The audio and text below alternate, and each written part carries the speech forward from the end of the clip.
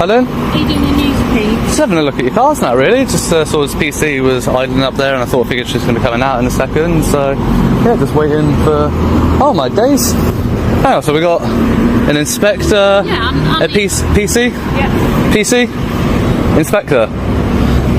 So we've got 4 police officers for a man with a camera. Right. But sorry, it's quite intimidating, isn't it, having 4 people come out? There's private vehicles there as well as vehicles that are unmarked. Sure, but I'm just wondering what your purpose. But it's quite intimidating having 4 officers come out and accost somebody with a camera. You're here on police premises. Yeah, but like 4 people. We need to establish whether there's a security issue. Okay. So, do you want to talk to me about what you're here for? I've got no issue with you filming, but as I've said, there's private vehicles. Yeah, it's not my intention to get those. If they're in the background of a shot, they're in the background of a shot. But I'm not here to. I'm not doing a news piece. Do you want an interview? I'll talk to you if you'd like to have an interview. Not particularly. No, just want to have a look around. That's all. Just like to look around. I saw you obviously trying to walk around there. So I was just wondering. You should be careful with the information that you say like that, because. All right, folks, buckle up. Because what starts as a simple camera audit quickly spirals into a standoff dripping with authority, contradictions, and high drama. On one side, we've got the auditor, calm, sharp, and insistent on his right to film from public space. On the other, 4 uniformed officers, led by an inspector who comes in with the full weight of police presence. And here's the kicker.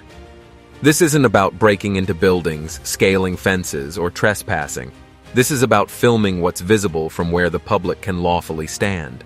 But as you'll see, that simple act pushes buttons fast.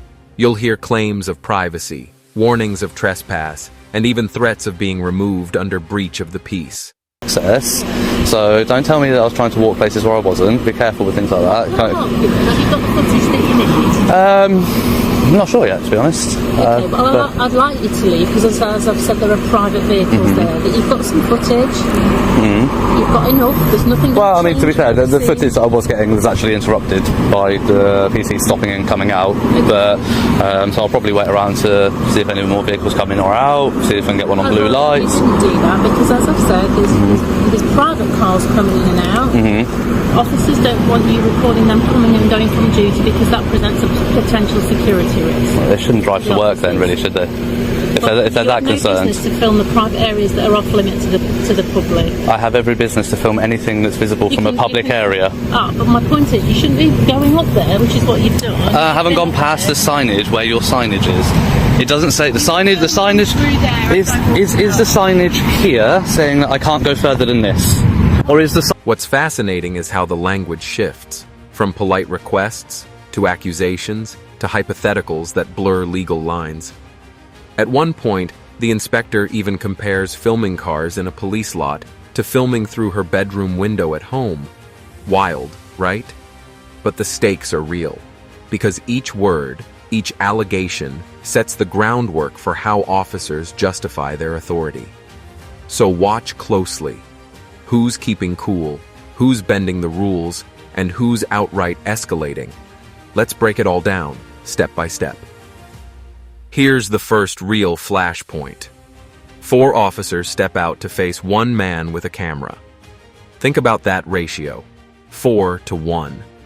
The visual alone communicates power and intimidation. From me to you as a private individual, I'm not comfortable with you violating my personal space. It's not your personal space. It's my vehicle there, my private vehicle is there, and I'm not comfortable with you filming that. Well, if you hadn't announced that it was your private vehicle, nobody would ever have known. I'm telling you it is. So no, you are doing now. You to stop. Yeah, well, I'm not going to. It's in a public area. In which case, you'll have to be removed to prevent the breach of the peace, because you are. How am I breaching the peace? Do you know what the threshold is for breach of the peace? You already have enough footage, so I'm asking you to leave. Okay. You're creating these officers aren't able to get on with their policing. Notice the framing. The inspector immediately pivots from filming isn't a problem to, but there are private vehicles here. That's subtle but effective. It's a way of planting suspicion without directly saying the auditor is breaking the law. It sets a tone. You're not in trouble yet, but you're on thin ice. This tactic is common.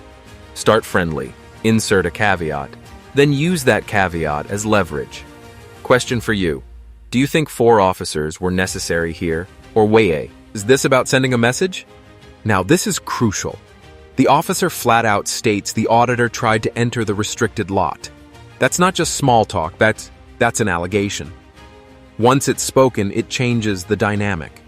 Even if the auditor didn't actually cross a line, and I've got an individual on police premises filming not only the police cars coming and going, but officers arriving for duty and leaving again. That causes me a concern. So you're working on conjecture there, because I have specifically said that is not my intention. I've said to you, you're causing me a concern. So I'd Okay. like you to leave. Well, you're concerned. Do police by your feelings in this country, or do you police by what the law is? I'd like you to leave. Do you police by what? I'd like you to leave. Do you police by what the law is, or do you Sir, police I'm gonna by? get the officers to take you away, because you are not. Am I in a public place? There are officers having private conversations about cases in the backyard of the police station. Well, they shouldn't which be. is not- They shouldn't be but having you that conversation in that sort of place. But you shouldn't be there within the scope of being able I can to be. film them. Do you know you can film anything you can see from a public place in the UK? Okay. Is this a public place? This is a public place. There you go. So if I can you film are- it. Let me put it a different way. If you stand at the end of my driveway at home, which Sure. is a public place, repairable at public expense, Sure. and you film into my window, is that acceptable? Is this your home? Do you live here? Do you sleep here? But these are private premises. Beyond this line here, you are filming from a public into a private space. Okay. the officer's words create an official-sounding record of suspicion. The auditor immediately pushes back, warning, "Be careful what you say." He knows the danger here. Unchecked claims can justify detention, removal, or worse. This moment shows how narratives are built in real time. One side insists, the other denies. Which version sticks? Well, that depends on who's writing the report later. Notice how the inspector keeps circling back to the phrase, private vehicles. She repeats it again and again, almost like a mantra. If your curtains are open, then legally, yes, I can. So if I continue to do it repeatedly, then you could potentially take action about harassment. But at this point, I've been here once only, to come and get some footage that I want to. Just footage for a couple of minutes and then you can leave. No, please. you don't put a time. You don't put a time limit on my rights. I do put a time limit on you, and I'm telling you. Do you know now, what Article 10 is of the Human Rights Act? You are causing me personally harassment and alarm by filming here. Go talk to the Lord Justice Bean about it. The police have a much higher threshold. To leave and then you're going to go. No, Otherwise I'm you'll not. Be arrested. I'm not. Sure you're- Arrest me? Yes, You're going to arrest me. You'll be hearing from my Absolutely. solicitors, and you'll be having a civil suit on your hands. Okay, Arrest me for what? What are you going to arrest me for? You are causing a nuisance. What are you going to arrest me for? Either public nuisance or harassment. Public nuisance. Yeah. So under the new legislation that came with a public. So, And you've got your opportunity to film. So I'd like you to not film or certainly delete anything that has details of my personal vehicle or that of any other police officers there, and then I want you to go. All right? you don't put a time limit on my rights. From getting on with No, the I'm exercising my rights here, and you don't put a time limit on that, Inspector. Inspector, what? Blackwell? Thank you. No, are you all right with me? Yeah, go and do what you need to do. Yeah, see, I'm obviously not that much of a concern because you're allowing them to go about their business, yet you're threatening to arrest me. Tyrants here at Stamford. But here's the catch. These cars are parked in a police lot, visible from public space. Privacy doesn't really apply when you leave something in plain view. It's a clever rhetorical move, though.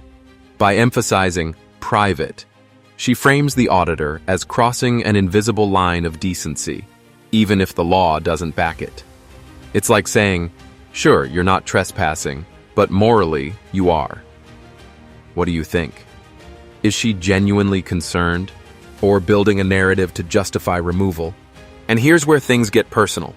The inspector brings her own car into the conversation. That's a misstep. Why? Because now she's highlighting exactly what she doesn't want recorded. Before, it was just some cars in a lot. Now, thanks to her own words, the auditor, and anyone watching, knows one of those vehicles belongs to her.